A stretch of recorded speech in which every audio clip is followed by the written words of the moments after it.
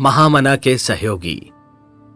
मालवीय जी के सहयोगियों में पंडित रूप किशोर आदर से याद किया जाने वाला नाम था। राजनीति, शिक्षा, समाज सुधार और सेवा कार्यों में निरत रहते हुए भागवत के कथा प्रसंगों और तत्व दर्शन की विवेचना मालवीय जी का प्रिय धर्म अनुष्ठान था। पंडित रूप किशोर जी अपने क्षेत्र में भागवत व्यास के रूप में श्रद्धा की दृष्टि से देखे जाते थे।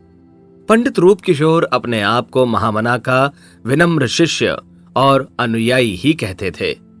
उनका क्षेत्र भी अपेक्षाकृत छोटा था, लेकिन ब्रजमंडल में वे मालवीय जी की कथा शैली के प्रतिनिधि प्रवक्ता कहे जाते थे। उस क्षेत्र के राजा रजवाड़ों में पंडित जी का बहुत मान सम्मान था। कथा उपदेश वाणी की कला नहीं है, अपनी बात कहने का ढंग आना चाहिए, उसका प्रभाव पड़ता है। लेकिन जो कहा जा रहा है उसके पीछे आस्था का बल भी होना चाहिए। यह बल उपदेशों को पहले अपने जीवन में उतारने से आता है। भागवत करुणा और भक्ति का शास्त्र है।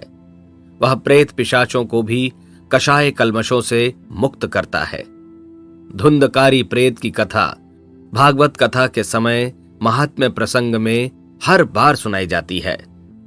करुणा और भक्ति के तत्व पंडित जी के जीवन में पूरी आभा के साथ प्रकट हुए थे। उनके संपर्क में आकर बहुत लोगों ने अपनी बुराइयां छोड़ी। छोटे मोटे दोष विकारों से मुंह मोड़ने की सैकड़ों घटनाएं हैं। एक अवसर ऐसा भी आया जब पंडित जी के निवास से कुछ दूर जंगल में रहने वाले धांधु नामक डकैत ने लूटमार करना छोड़ दिया। इलाके में उसका आतंक था। उसका अपना कोई गिरोह नहीं था, लेकिन वह खुद बहुत बलवान था। उसमें 25-30 लोगों से जूझने की सामर्थ्य थी। पंडित जी कथा कहने के लिए जा रहे थे कि रास्ते में धांधु से मुलाकात हो गई।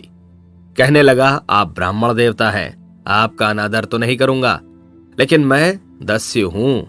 लूटना छोड़ दूं तो अपना और आश्रितों का निर्वाह कैसे करूंगा? इसलिए आपके साथ बल प्रयोग तो नहीं करूंगा। सिर्फ यही चाहूंगा कि आपके पास जो कुछ भी है वह चुपचाप रख दें। धांधु ने पूरे वेग से कहा था। सामान्य मनस्थिति का व्यक्ति धांधु के दमखम, बुलंद आवाज और डपट से कांपने लगता। पंडित जी पर उसके डरावने व्यक्तित्व का कोई असर नहीं हुआ। जिस निश्चिंत भाव से वे जा रहे थे, उसी निर्द्वंद भाव से ठिठक कर खड़े हो गए और धांधु को निहारने लगे। अपनी धमकी का कोई असर होता न देख डाकू अचरज में पड़ गया। उसने कहा, पंडित जी, मैंने जो कहा वह आपने सुन लिया है ना? पंडित जी ने कहा, सुन लिया है, पर मैं अभी तुम्हें कानी कौड़ी भी नहीं दूंगा। अगर कथा सुनने चलते हो तो वचन देता हूं कि वहां जो भी दान दक्षिणा आएगी सब तुम्हें सौंप दूंगा। धांधु की आंखें चौड़ी हो गईं। पहले अचरज से बड़ा अचरज सामने आ गया था। दोनों में कुछ देर संवाद हुआ। पता नहीं पंडित जी की किस बात का असर हुआ कि धांधु कथा सुनने के लिए राजी हो गया।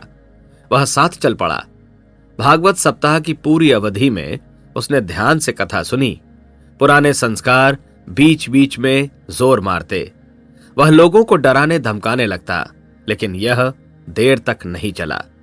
भागवत सप्ताह पूरा होने के बाद पंडित जी ने दान दक्षिणा समेटकर धांधु के हाथ में सौंपी। रुपए, पैसे, आभूषण और मेवों आदि से गठरी बंध गई थी। डाकू ने गठरी उठाई, सिर पर रखी और कह उठा, आदेश करें प्रभु जी, किधर चलना है? पंडित जी ने कहा, जहां तुम ले जाना चाहते हो ले जाओ, मैंने अपना वचन पूरा कर दिया।